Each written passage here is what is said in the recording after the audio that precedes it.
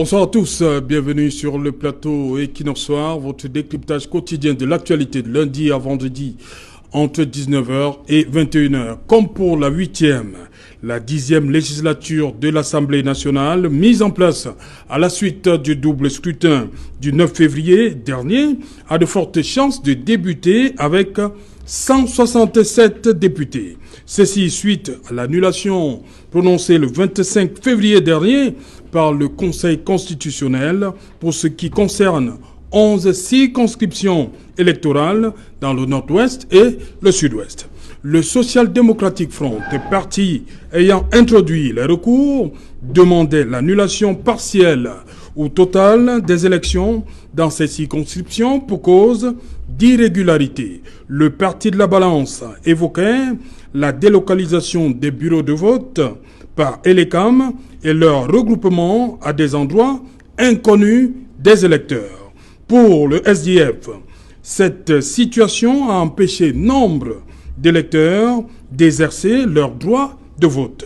En attendant le décret du président de la République convoquant les électeurs, pour les électeurs des 11 circonscriptions concernées, l'élection partielle doit intervenir entre dimanche 15 mars et samedi 4 avril 2020.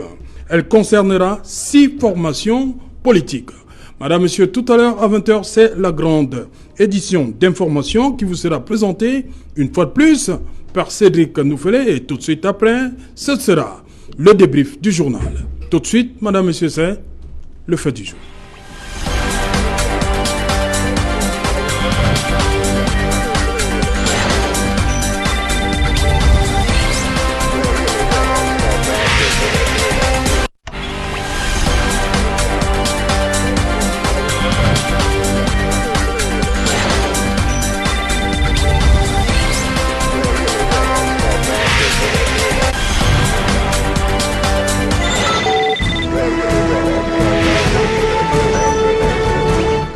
Élection partielle dans le nord-ouest et le sud-ouest. Les raisons de l'annulation. Pour en parler, je suis en plateau ce soir avec Honoré César Ngomo. Bonsoir, César. Bonsoir, Serge Alain. Et bon retour. Hein? Merci, bonsoir à tous les téléspectateurs d'Equinox ce soir. Bonsoir à toute la jeunesse camerounaise et en particulier celle de Douala 3e. Ah, vous avez sorti jeunesse et Douala 3e.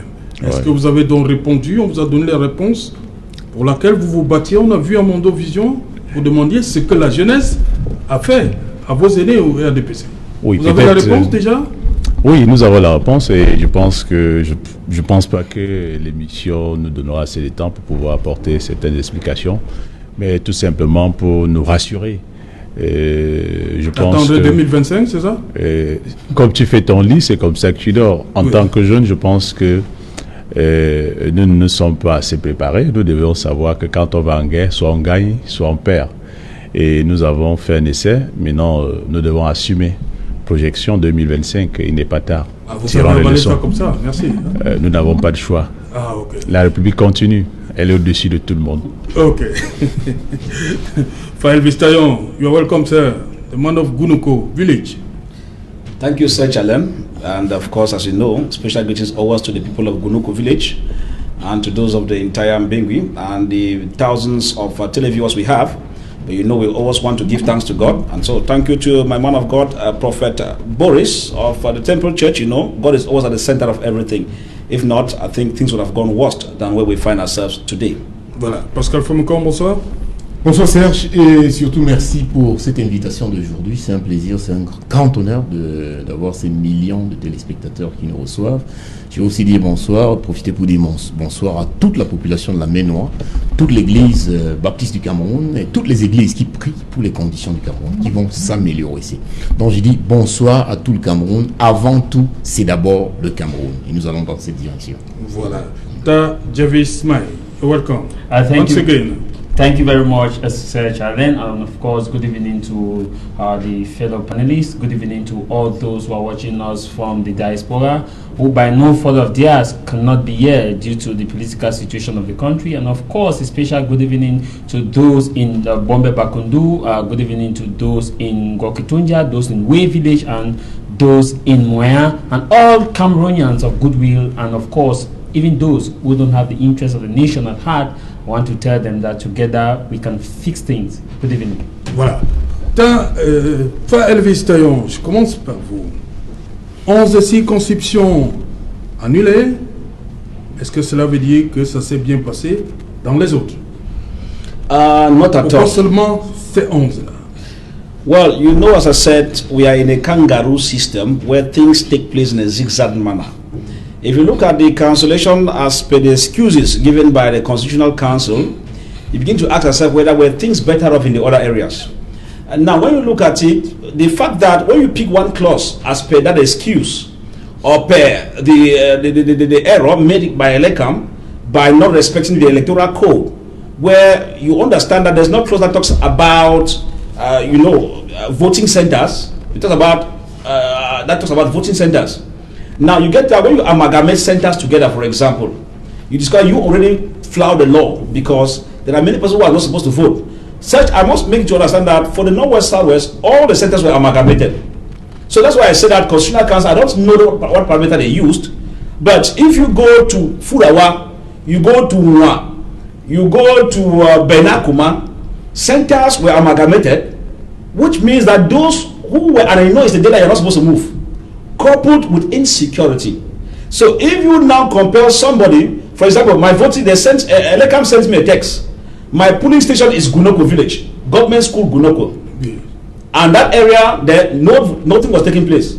And one day before, Elecam sent me a message that my police station is GS Gunoko. And then on the day of the police station, I only got information that the police station or GS Gunoko has been relocated to Mbengui, which is more than 12 kilometers away from my voting station. Vous avez quand même été informé. No, Elecam sent me a text message. Okay. True. How long To before? those whose numbers are still going on. Donc vous dites qu'on a envoyé votre bureau de vote à 12 km de 12 l'école. kilometers from where it's supposed to be. Oui. I am talking about those who registered during those days with their phone numbers. Oui. Now, for those who have changed numbers or misplaced numbers, they will not be informed. You get the point. So you could imagine, and that cacophony goes through in all the areas in the northwest, southwest. It is in this letter I said, Constitutional Council is still surely not hitting the nail where it's supposed to hit, because when we say you carry out the elections in an area which is war-torn, gun battles were even in Kumba. You get the point. If you go to Morika, you had gun battles. Now, however, how the numbers of those who went in to vote skyrocketed overnight, Especially in Moyo. only Elecam and the territorial administration understand how the numbers went overnight. But the main issue is here is that the same scenarios that surrounds the 11th constituencies that Constitutional Council has mentioned, it cuts across. For a person who was like to vote at a place in Moliko, around GS Moliko, you take it up now to checkpoint.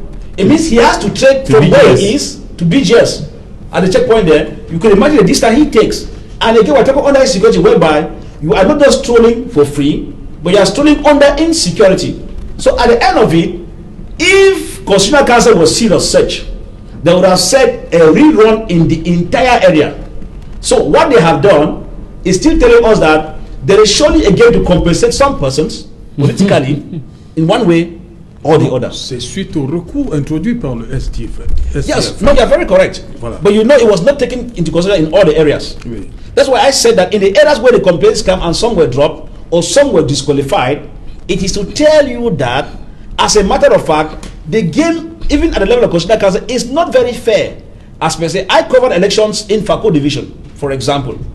If I tell the honest, I went through, moving from one area to another in Fako, it was not an easy thing. So when you take police stations far off after Bukwango, you bring them closer to Bukwango. A man far off in that area sometimes gets scared because, remember, we're running it under an abnormal Le atmosphere. lockdown. Il y avait le lockdown. There was a 1 week lockdown or 6 days lockdown, which tells you that if the government is serious as per se, without looking at the other stations in the other 8 regions, Northwest itself, the entire Northwest, requires a rerun of everything. Worst of it is that the Constitutional Council concentrates only on the parliamentary elections. The question that is, how about Voilà, ça c'est the notre, municipal? oui, oui, oui. Thank you. On va chercher des éléments de réponse. D'abord, Pascal Famoko. 11 circonscriptions seulement. Je vous pose la même question. Est-ce que cela veut pour autant dire que dans les autres circonscriptions du Nozo, tout s'est bien passé? Déjà, Serge, je dirais que j'ai pas eu le privilège de tacler le problème vraiment sur place comme l'a fait Faye, mon ami. Mais je crois que quand il explique, j'irai plus profondément dans le problème parce que tout part d'une chose. Nous avons encore dans ce pays des réalités concrètes qui partent d'un gros problème. Quand vous prenez l'article 24 du Code électoral, je crois qu'un peu tout part de là-bas. Parce que quand vous prenez l'article 24 du Code électoral, c'est le président de la République qui, par décret, nomme le directeur et le directeur adjoint des élections. Et quittant nos milliers d'années de féodalisme, je vois toujours cela en un Camerounais qui s'est dit, écoute, celui-là qui m'a nommé, je dois le satisfaire. Ça, c'est ce que j'aimerais dire. Parce que quelqu'un qui se retrouve le matin à 12 km de là où on l'envoie voter maintenant. Et si vous imaginez combien de cas on a eu comme cela, parce que là, il nous raconte que des cas qu'il a vécu. Alors, imaginez qu'il y ait des milliers de cas.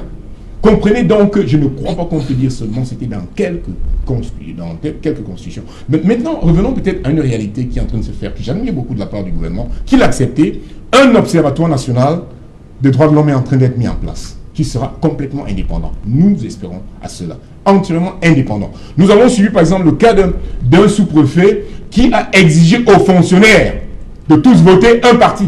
Nous attendons les preuves. Nous attendons que les preuves soient mises sur la table. Et il sera surpris. Personne ne va lui tirer la main. Personne Je va lui rappelle dire que Pascal Fomokon, vous avez observé les élections pour, oui, j'ai observé dans la région du littoral. À Douala 1er. Dans le bureau, quel bureau de vote? Non, je compte, j'ai surveillé toutes les élections. Oui, oui. Douala 1er. Douala 1er, voilà. Douala 1er. Tout le gouverneur et toute la suite, ils ont voté devant nos yeux. Et des réalités, Serge, sur la ligne de ce que je suis en train de dire. Nous avions cru que c'était un problème d'éducation, par exemple, qui amenait certains à ne pas savoir comment les élections se passent. Mais j'ai eu deux cas dont je vous parlais. Deux commissaires. Un commissaire, c'est quand même une élite intellectuelle dans la société. J'ai eu le cas d'une dame d'abord. Commissaire m'a dit qu'elle était, je ne sais pas de quelle, je crois vers Lorbès ou quelque chose comme ça. Elle m'a dit qu'elle était égarée. Elle était là depuis. Elle n'avait que sa carte d'identité, elle n'avait pas retrouvé sa carte d'électeur. Je lui dis, mais madame, c'est pas à vous mettre tout un fardeau sur la tête.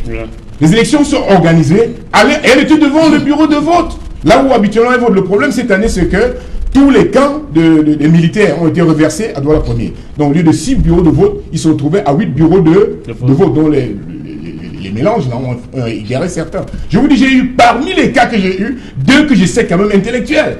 Et après elle, c'est un autre commissaire qui m'amène, il est tout à fait égaré. Après, une dame aussi intellectuelle qui rentrait déjà, elle était découragée, elle est venue pour voter. Elle est venue de près de 10 km de là où elle se trouvait pour voter, mais elle ne votait pas parce qu'elle ne trouvait pas son nom. Alors moi je lui ai dit, madame, la dame que vous voyez assise là, son rôle est de vous aider. C'est pas une faveur. Pourquoi je prends cet exemple?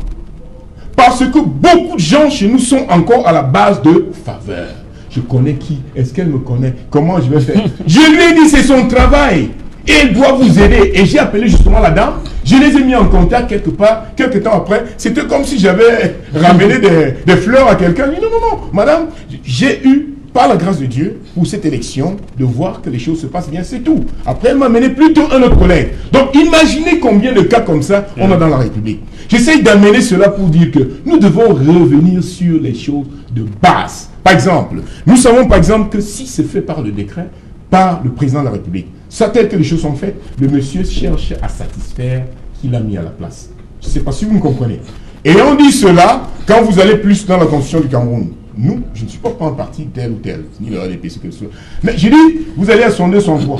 Si vous voyez les pouvoirs étendus de la présidence de la République, vous allez dépasser. C'est-à-dire qu'il y a des choses que nous devons accepter, qu'il faut évoluer, revenir sur la fondation que c'est d'abord le Cameroun. Oui, je vous en prie, restons dans le nord-ouest de nord-ouest. Il a évoqué le fait que, à quelques minutes, quelques heures avant qu'on lui dise qu'il y a eu cette délocalisation des bureaux de vote. Voilà, ça a perdu et connaissant la situation là-bas, c'était pas facile pour ces personnes-là d'aller exercer leur droit de vote. Voilà. Je vais la réaction du RDPC attendue. Hein. D'abord, vous allez écouter les autres d'abord. Tadjavis, la même question pour vous. I think I'll cue from what the both panelists have actually articulated. First of all, I want to use this. Est-ce que ça s'est bien passé ailleurs? Yes. En dehors des 11? It did not go well. I want to, because of we have three elements that quantify the failure of the elections in not just North and Southwest, but in the entire Republic. The first of the element, let me start with the North and Southwest, is the level of insecurity. The third is the level of preparedness at the level of Elekam in order to ensure that voters get their materials on time. The fourth is the aspect of credibility and securing of vote. These are the three elements that did not go well. And in normal election, what governed the credibility of an election is how you ensure that the voters get to the polling station. Two, how you ensure that the vote counting the result are secured. The third is how you ensure that there is peace and serenity among the areas. Now, coming to the other 8 regions, I think one of the areas that we failed was the aspect of ensuring that there's security, because in Douala, a lot of taxis were working, bikes were working. We all understand that in an election, the whole situation is grounded. No bike, commercial, whatever, has to move except authorized vehicles, except those from military. But how do you ensure credibility of an election where vehicles move the road in and out? How do you ensure that what guarantee the fact that ballot boxes are not moving from left to right? What guarantee the fact that voters are not being transported from left to right? You go and vote in this area, you are transported to come and vote in this area. What guarantee the fact? These are the 8 regions. And in order to ensure that the counting too within the 8 regions are queued with those members that sit at the collecting center at the divisional level, how do they ensure that the results comes in are the results that were actually the result that they will give are the result that actually came in? Which those are the 3 elements. Let me narrow it down now to the North and Southwest region for the cancellation. I think that it is what we call a litmus test of 2018, which has actually turned red to prove that it's an acid, means that there was total error in 2018 presidential election. If you can cancel an election in 2020 where we are not at the peak of armed conflict, where the armed conflict in some areas have died down but some areas are still booming, like Moyam, My-16 and the rest, that we still have some resistances, but it's not as Vous aimez tout le temps évoquer Mouya et My-16, hein? I'm just talking because those are the areas where if you are no-go areas, the military, those are no-go areas. They have given a code for these places. So you already know. That's if we test the balance, stability of an area in these 2 areas. If these 2 areas have some kind of lie, it tells you that, hey, things are gradually moving. But this is research. Look at the situation. We are not at that level of 2018. And you are cancelling an election. It does mean that you actually knew what happened in 2018, because you ought to cancel the election in North and Southwest for 2018. Est-ce qu'avait demandé Joshua aussi it is clear because they asked that this election should be cancelled. So this is what is happening now. Is telling us is making a fool of the Constitutional Council, because people gave their petition of insecurity, which was clear. The worst was Libya Alem in 2018. The worst when you come to Manu in 2018, when you go to Mwa in 2018, the worst where we had gross number of people migrating from the North and Southwest to the littoral region. People are not adapting, and when you have a situation where you are cancelling an election because of insecurity and because of the fact that it was not well handled, and you did not cancel that same election in 2018, they are telling us that there's something wrong with you or you are wrong with something. That's the first. Now come now to the level of ensuring that voters get to the poll. I think the Elekam, if it is actually an independent body, this is what they ought to have done. Mindful of the fact that there's an armed conflict going on, mindful of the fact that these guys are calling for lockdown, mindful of the fact that the people naturally are scared because they live in a volatile region. How do we do to ensure that they get to the polling station on time? Elections were not just called within 24 hours. You had to plan. How do we ensure that we give them the right communication to get on time? If I tell you that he will receive a message 24 hours to the police station and he has to check 12 kilometers.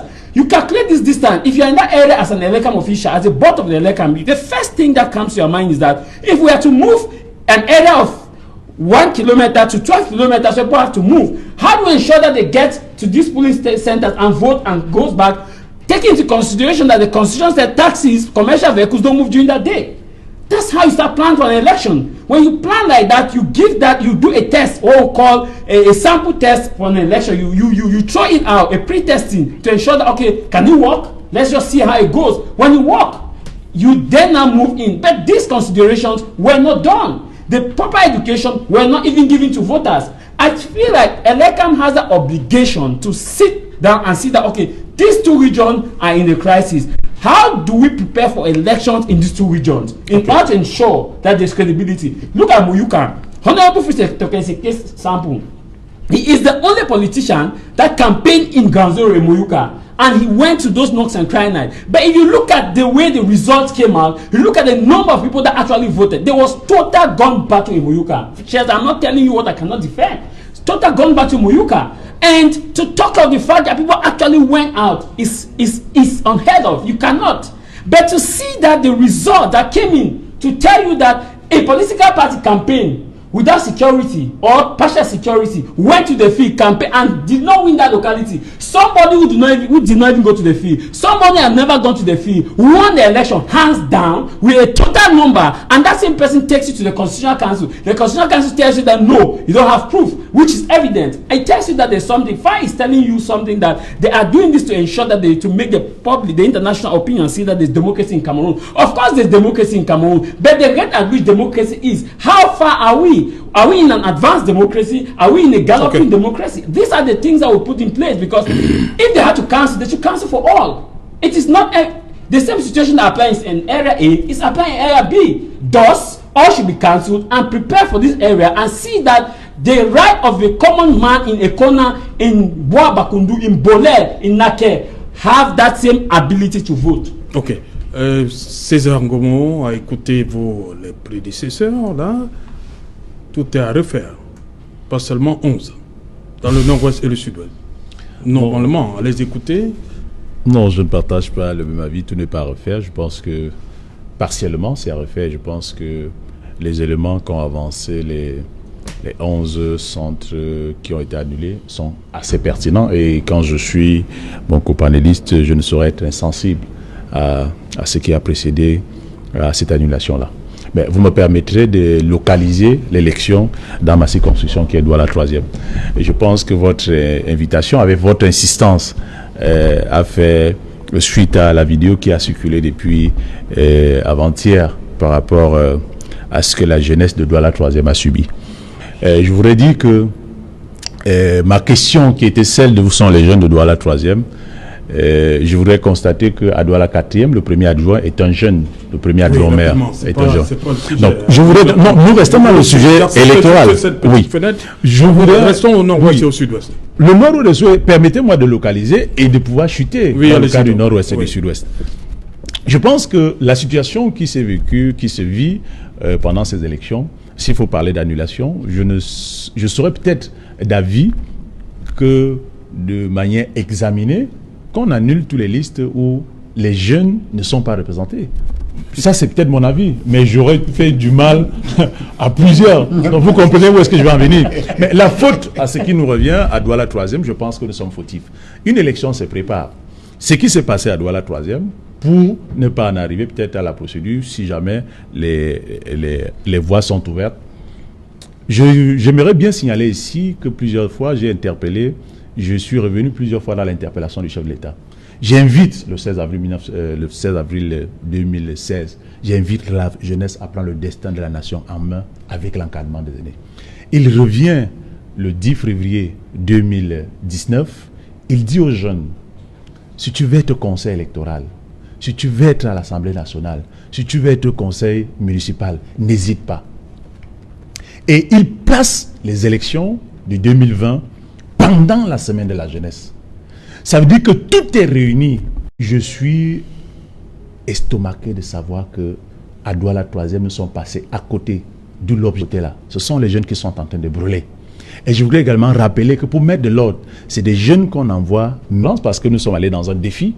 Et quand vous regardez, nous sommes allés aux élections, nous avons été battus, nous respections. Mais je pense que le tort nous revient. Le tort nous revient déjà même d'après la construction des dossiers. Parce que tous les jeunes, certains aînés nous ont endormis parce que ils disaient non, je vais faire ton dossier. Mais à la dernière course, à la dernière ligne, on se retrouvait à attendre que non, l'aîné a promis. Mais tous les jeunes qui sont démarqués, qui ont conseillé leur dossier, sont entrés dans les listes.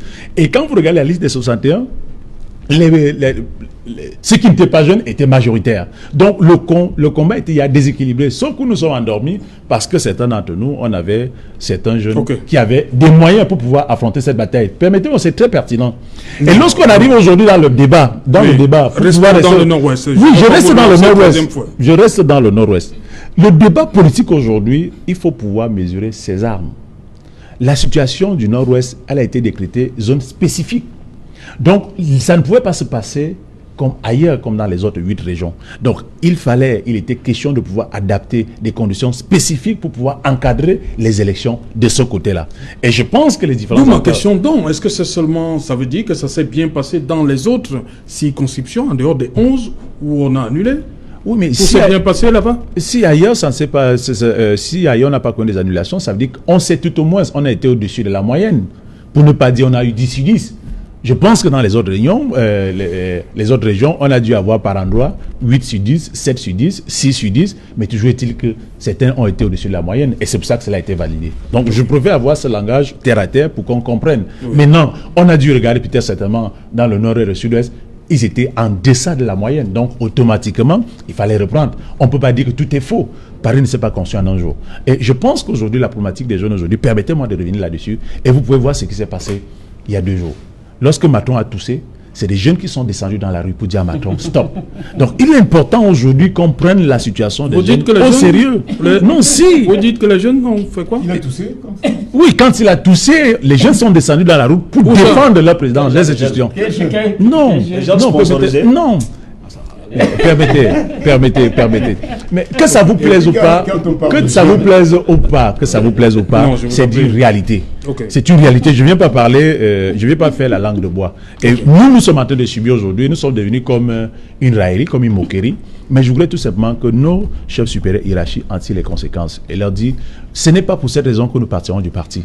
Mais nous sommes conscients, peut-être, certains sont en train de préparer quelque chose contre le président national parce que nous n'arrivons pas à comprendre pourquoi est-ce que la volonté de pouvoir insérer, amener les jeunes, parce que c'est les qui vont affronter le PCA, les qui vont affronter le MRC, c'est notre génération. Et je pense que notre président de la République est dans une logique à pouvoir nous laisser un pays. Vous parlez de la jeunesse du RDPC, hein? Oui, je parle de la jeunesse. Voilà. Ouais, merci. Non, la jeunesse en général et en particulier celle du RDPC. Parce qu'aujourd'hui, c'est nous qui sommes... Donc la jeunesse générale va combattre le PCN, va combattre le MRC?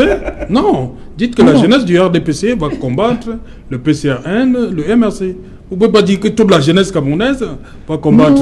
Non, parce que quand on va sur le combat politique, nous avons les meilleures armes. Nous sommes outillés plus que tous les autres jeunes. Okay. Donc, voilà. Il est important pour de pouvoir... Non, ne me coupez pas parce que je suis pas en train de... Non, vous avez passé le temps à parler de la troisième. Oui, mais nous sommes dans une problématique politique. Nous sortons de nos élections. Et la thématique que vous m'avez envoyée, elle parlait des élections. Et c'est pour ça que... Dans le nord-ouest, c'est le sud-ouest. Oui. L'annulation. L'annulation, mais vous voulez que je réponde comment c'est j'allais. Voilà. L'annulation au sud-ouest, certainement, elle a été en dessous de la moyenne attendue. Et il était normal que les autorités compétentes puissent annuler les élections. Vous voulez que je le dise en quel langage? De participation qui mène à l'annulation. Voilà. Non, je ne parle pas de participation. Il y a eu des raisons bien fondées qui ont amené, qui ont conduit à l'annulation. Voilà. Donc, il y a eu... vous n'allez pas me dire que le SDF s'est levé comme ça et a ramassé... à tout venant les arguments pour venir les présenter. Je pense que les arguments étaient fondés et à l'analyse du Conseil constitutionnel qu'aujourd'hui on découvre... C'était pas fondé à la présidentielle 2018?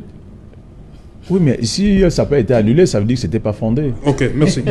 Voilà, Falvis, on annonce pour entre dimanche 15 et samedi 4 avril les partiels dans ces 11 circonscriptions.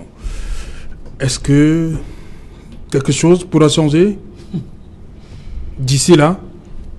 Well, such I must be honest. Vous avez évoqué l'insécurité, hein? C'est-à-dire que 12 km, il faut partir à pied, forcément, puisque les Benskina, ils ne travaillent pas. 12 kilometers I gave you was for us who are in Gunoko. Oui. We have a part they call Tuambing, we have a part they call Ngamuto. Those areas are more than 15 kilometers from the polling station there, from the polling centers. Remember, we're talking about amalgamating polling stations into polling centers, which is very, very illegal. So, now in that case, when you say, will things change? Search. The truth in it, because Yaoundé needs to understand, is that anything they do there is cosmetic. The CPD man here understand what I'm talking about. It's we call that enjeu politique, which is not real. Because you would not tell me, I've said, there is a careful plan from the analysis to compensate political parties to step up. Because the manner in which CPDM set the machine to grab, they wanted to grab all of the 180. Sometimes they too are getting ashamed that, but we have overgrabbed. Let us think that we should reschedule. In the real sense, Search, you understand that when you regroup this, we should be asking the question, under what parameter? Are you still going to use the polling centers you have in the name of amalgamating polling stations? Yeah. If you are going to do that, then what changes from the previous elections? Another issue we should ask is that before the election with the insecurity, those who were many people in the areas escaped. Search, if you would have gone to the park, I know your station did that finding, to see how people were living from the northwest, southwest into Douala, Yaoundé and Bafoussam. Right. Those are potential UNFIGO put 8,000 migrated to Nigeria. Many migrated, you get the point. So if you are going to put this, that's why I say that those in Yaoundé are not still very serious. Because if you say you want to rerun election, what changes from the present situation? Have you been able to go to Nigeria, get the 8,000 who escaped back? Those who ran to Western region, Littoral and Center, have you been able to make them come back? Do they have voting cards to come back and vote in their respective areas? You see where the whole issue comes in. Imagine that we have fire that touch our house, for example, in Gunokwe, and I don't have a voting card. And Eleka is sending me a message.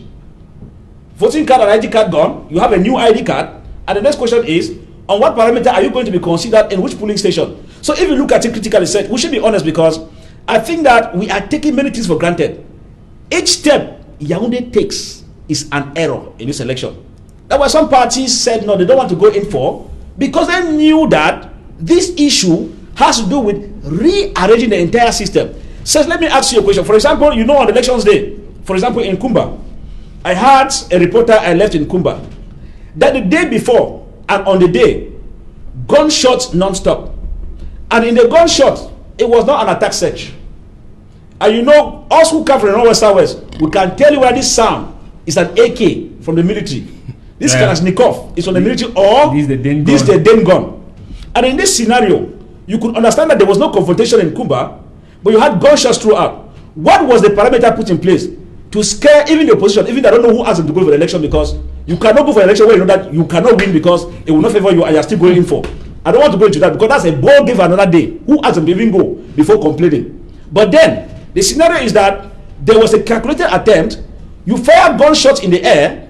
Of course, those who are coming to vote can be who are of the ruling party. He knows can be protected to the polling station. Representative of the GEO is a member of the CPDM. Representative of the LECAM, member of the CPDM. Representative of CPDM, member of the CPDM. And then you go in police station where you don't even have opposition represented. Search. Their procès verbal will just normally speak on its own. Where 10 people vote, they will tell you 50,000. Look at what is happening now. From the presidential election, they said more than 55,000 voted in the Northwest. And you understand that in this particular period, you don't know the numbers they will give you. So I think that we need to be honest in that. If my brother here of the youth wing of the CPDM thinks they love us, he should tell the party chairman of the CPDM that, please, the truth is that the elections themselves were not what the case now, because putting in place peace and security. I have said many times, Search, on this platform, any opposition that goes into any election that has insecurity should know that it works in favor of the ruling party. In Syria, Bashar al-Assad put election in the midst of war and won. Why? Because the military will vote, the military will protect particular supporters of the regime to come and vote, and those who are oppositions will not vote. If Honorable Awudumbaya did not go for the in Dogamanto, why? Because he saw that the area was hostile in the entire area where he has to be, and to him, he felt that he would not get enough protection to move to those areas. What oppositions could have, but he saw he would not have, so he backed up. And so, Seth, let me ask you this issue that we are looking at it. Do you call election an election whereby somebody did not go to the field, won? Somebody went to the field, did not win. In many areas, even you see CPDM or SDF rather petitioning. SDF did not go in many areas for fear. for fear of the unknown. Now, in the area that Eze managed to go, CPDM, many of them sat at Ayaba Hotel. I'm sorry to tell you that. They know what I'm talking about. Ayaba Hotel. Many of them, parliamentarians, mayors came and sat there. Election took place in the areas where they were not there. At the end, you see them jubilating with wine that we have won. Is this not a total disgrace to the democratic process of this country? Is to tell you that such, when we speak the truth, the CPDM man understand what we're talking about because they have schooled them on how to tell lies.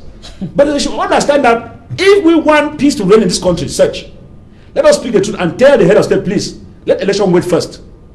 Let us wait first, arrange this problem, get the stakeholders in place, then you can go for election that even CPDM wants to win even 50, 500 seats. They can win, there's no problem. But as of now, when you say Constitutional Council say they're cancelling 11, when the same problems occurred in the entire Northwest Southwest, they should be serious now, such. This is what they're taking us for fools. I don't think we are fools any longer. Okay. Thank you. Pascal Fonfocon. Ok, Serge, je crois que je vais commencer par là où faille a chuté. Je crois que c'est fondamental. Peut-être qu'il faut aller à la base même de ces choses. Pourquoi est-ce qu'on part faire les municipales? Pourquoi est-ce qu'on va faire les législatives? Nous voulons suivre la loi qui régit le pays. C'est pas ça? Mais il y a une chose que l'homme qui est passé le plus sage sur cette terre, Jésus-Christ a dit. Moi, je vais revenir à cela. Il a dit la loi n'a pas été faite pour servir l'homme. Non, que la loi n'a pas été faite pour que Dieu, les hommes la servent, mais pour que la loi serve aux hommes à avancer bien. Vous comprenez? C'est-à-dire le sabbat est fait pour que, pas que les hommes viennent dire c'est sabbat, on ne mange pas. Parce que justement, dans ce jour-là, des gens venaient quand Jésus est en train de guérir, on veut le tuer. Pourquoi le jour du sabbat, tu te mets à guérir les gens? C'est là la fondation. Les élections coûtent cher. Nous devons... Parce que nous parlons de ces choses que, comme si c'était une chose de 1 million, 2 millions, 3 millions. Si nous ne pouvons pas assurer des élections qui vont être faites d'une manière qui respecte une certaine éthique, qu'à la fin, parce que les législatives et puis les parlements, c'est pourquoi? C'est pour les peuples locaux. Alors, si ces populations locales ne sont pas satisfaits de qui on a mis à leur tête, cela ne vaut rien, absolument rien, cela ne servait à rien. Maintenant, cela m'amène à dire une chose, Serge. Si vous voyez un Américain, vous demandez à un Américain, comment ça va l'Amérique? Qu'est-ce qu'il va vous répondre? Oh, all is well, all right, all right. C'est de là que vient le terme all right. C'est-à-dire tout se passe très bien. Quand vous êtes seul avec lui en dehors de l'Amérique, l'Amérique est parfaite. Même si à l'intérieur, on est en train de parler de l'impeachment de Trump. Non, mais everything is right. Demandez en français en dehors de la France. Il va oublier tous les problèmes de leurs îles et tout, et qu'il y a les gilets jaunes qui sont en train de... Tout se passe bien.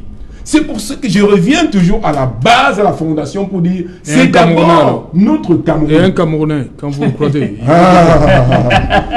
Merci Serge. Il faut préciser certains Camerounais. Non. Il faut dire un Camerounais. Mon cher ami, je vais revenir. Vous connaissez déjà la réponse de certains? Oui, certains en connaissent, mais nous on aime le Cameroun, c'est pour ça que je partage son avis. Mais tu partages, mais tu l'as dit d'une certaine manière. Moi, je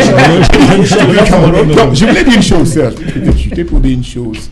Il est important que de là de tout cela, nous sachions qu'il y a un futur à construire. Exactement. Que ce soit le RDPC, que ce soit le SDF, que ce soit n'importe qui vient. Le Cameroun est au-dessus de toute appartenance idéologique politique. But that's not what you are implementing. J'ai dit, mais Faye, c'est pas une bonne attitude. This man said vous n'allez pas recréer un autre. Il n'y a pas un Cameroun B.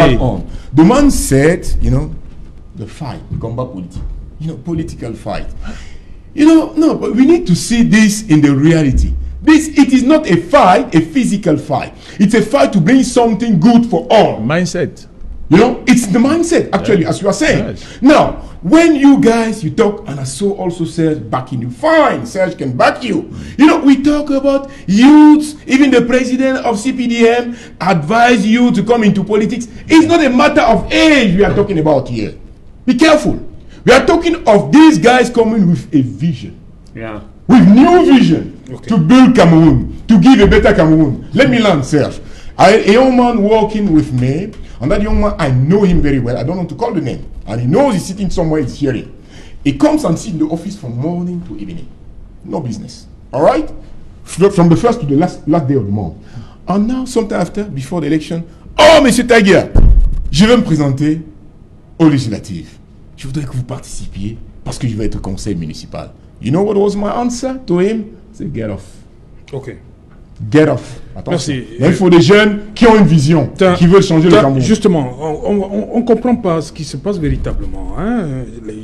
Les partiels pour les législatives, mais on semble avoir validé les municipales. Alors que c'était un double scrutin. Ça s'est tenu le même jour, même endroit, la même heure. Comment comprendre ça? The issue here is such. It is a twin election, but the constitution, the electoral code gives different headquarters to manage this election. Ça c'est vrai. If you have the municipal election is handled at the divisional level, and the legislative election is handled at the constitutional council level, it is a twin election. That is why you see we say the electoral code needs to be revised. Because if you are going in for a twin election, it does mean that there should be a body that manages the twin election. Or you don't call it a twin election. You call first election, municipal comes, then after municipal, you organize a legislative election, such that you guarantee each person going for that election the right to petition and fairness. But the case of Cameroon is that if you go in for municipal and legislative election, and there is a problem, the result of municipal election is given within 72 hours, and it's given at the divisional level. And if you have a problem, you petition that to the High Court within that area. And the High Court, when you are not satisfied with it, then you can take it further at the level of the Constitutional Council. Then if you are still not satisfied, of course, you take it forward to the Supreme Court.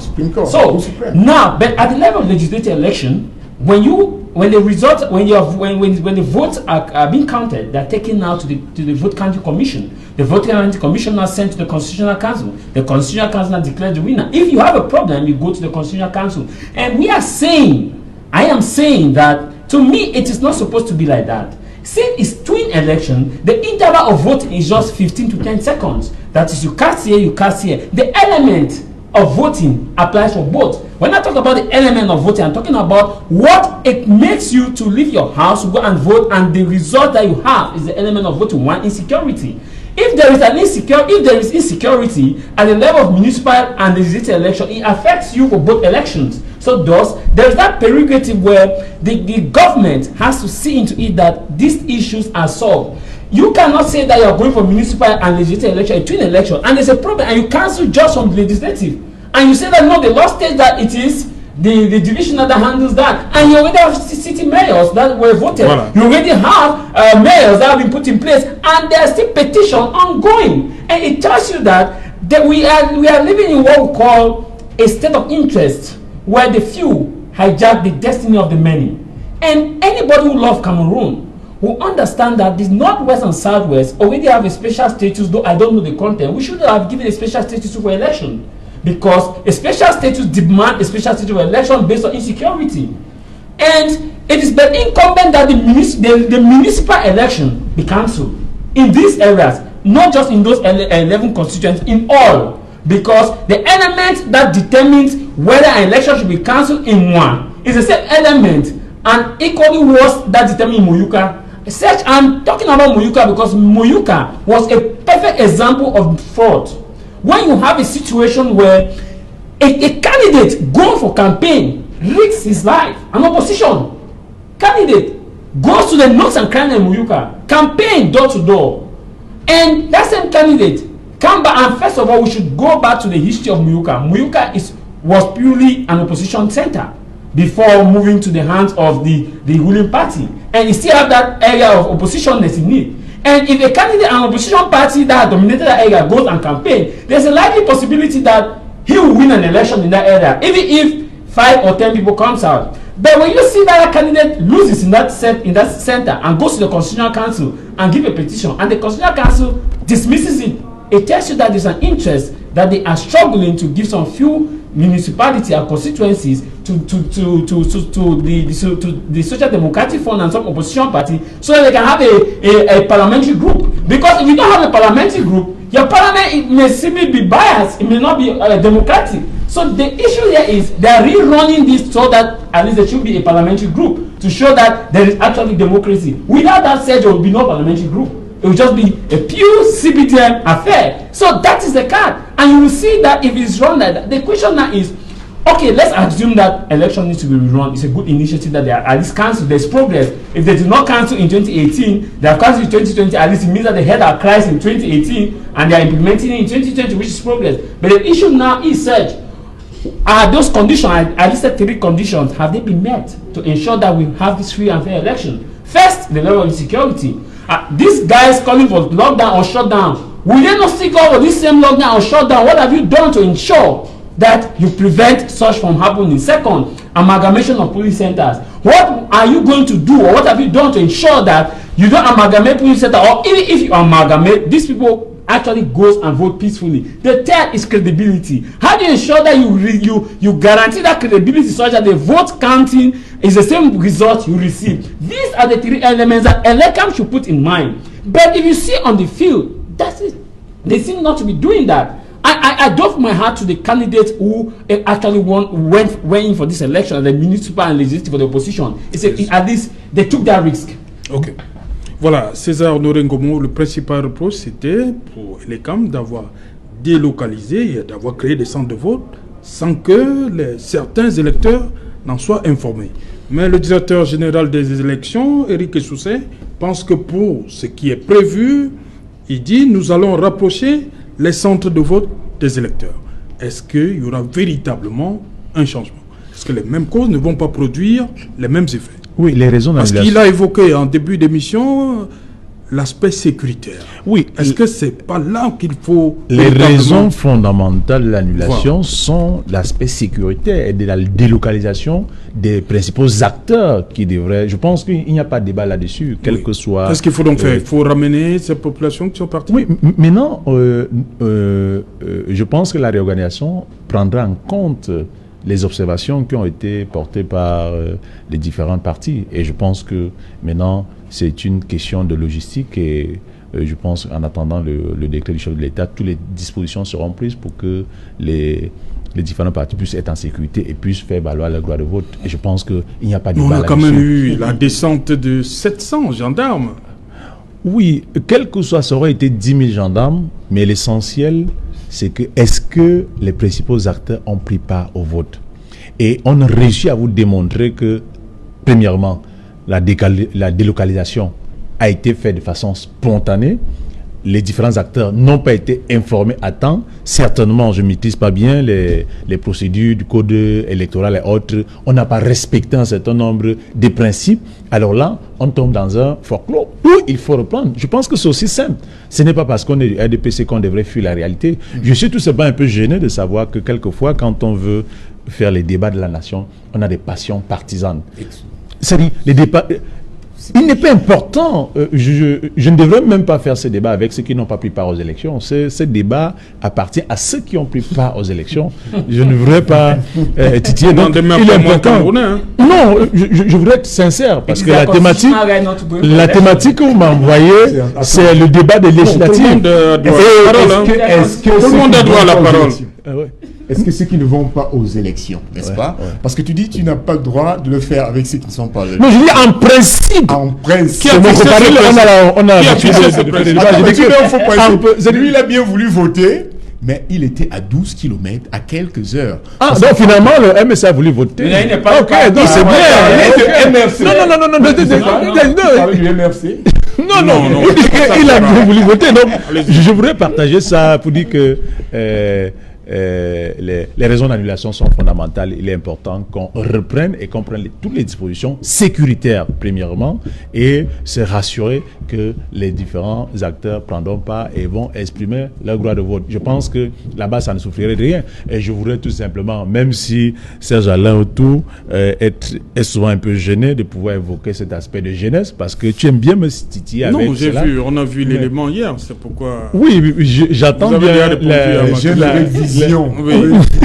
Oui, mais nous avons la vision, sauf que maintenant la vision, une chose est d'être jeune, mais une autre chose est, parce que nous, les jeunes, nous avons parlé politique, mais les aînés nous ont démontré qu'ils ont fait politique. Donc c'était un rapport de force. Et on se rend à l'évidence que pendant que nous, on pensait tout avoir, ils ont pris le raccourci et ils nous ont montré comment est-ce qu'on fait la politique. C'est-à-dire que... Donc, non, c'est pas un problème de raccourci, c'est que nous n'avons pas pris un certain nombre de paramètres en compte. Parce que quand on va aux élections, tu dois te rassurer de ton électorat et tu dois le sécuriser jusqu'à ce qu'il aille mettre le bulletin dans l'urne. Mais nous avons eu un électorat certainement populiste avec assurance, mais eux, ils ont merci, le temps merci. de pouvoir le rassurer. Bonsoir Cédric. Le journal c'est dans un instant. Bonsoir Cédric, au menu ce soir. Bonsoir Serge Alain, bonsoir à vos invités. Ce soir, nous parlerons de la Commission des affaires étrangères à l'Assemblée nationale française qui a évoqué la situation du Cameroun durant la journée de mercredi lors d'une audience, d'un compte rendu fait par une délégation parlementaire ayant séjourné au Cameroun. Ils se sont appesantis sur les massacres survenus en Garbou, dans le Dongamanton, région du Nord-Ouest.